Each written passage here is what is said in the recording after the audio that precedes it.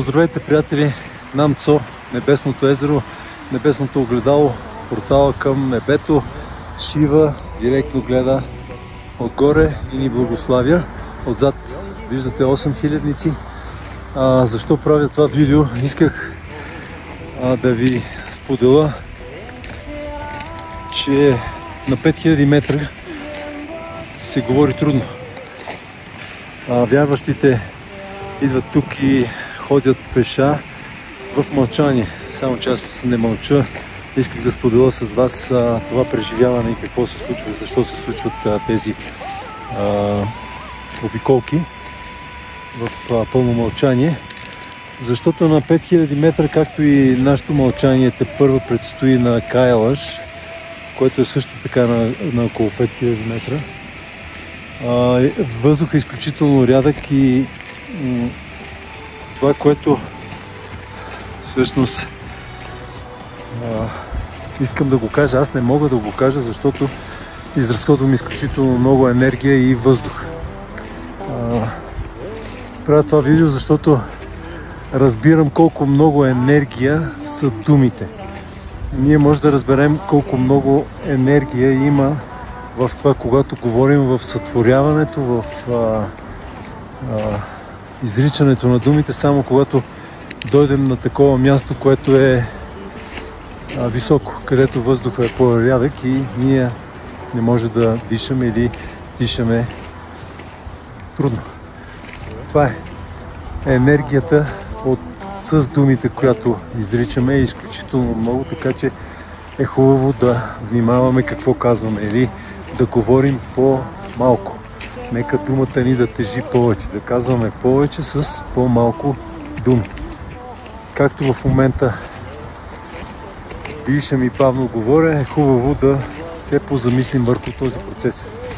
Точно за това и йогите, или тези, които живеят на по-високите места, казват, че осъзнатите хора или йогините обмислят всяко едно вдишване. Така те правят техния живот осъзнат. Те правят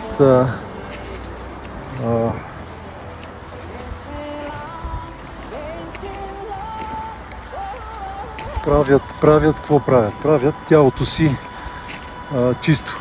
Изчистват тялото си от негативи, от блокажи. Така че това беше, приятели, който исках да споделя. Говоренето наистина хаби енергия и аз го усещам с моето тяло.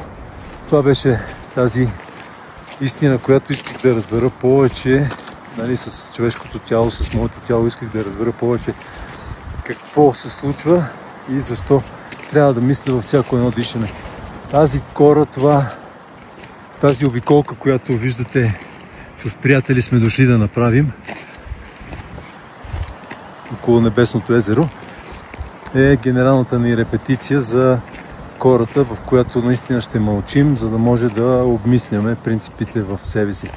Това, което се случва в себе си, да може да го извадим от себе си. Да усетим всяко едно наше вдишване. Сега спирам да говоря и ще настигна моите приятели и ще помисля малко за тези процеси вътре в тялото ми. Помислете и вие за вашите процеси. Това може да го направим навсякъде в природата, даже да си изкачваме и да ходиме в Витоша, на други планини, Стара планина, Рила, Родопите, Пирин, на всички планини.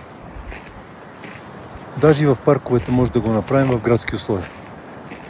Просто да помислим върху всяко едно наше вдишване и всяко едно наше издишване. До нови срещи, бъдете здрави! Поздрави от Небесното огледало, Небесното езеро и от боговете, от Шива. Чао!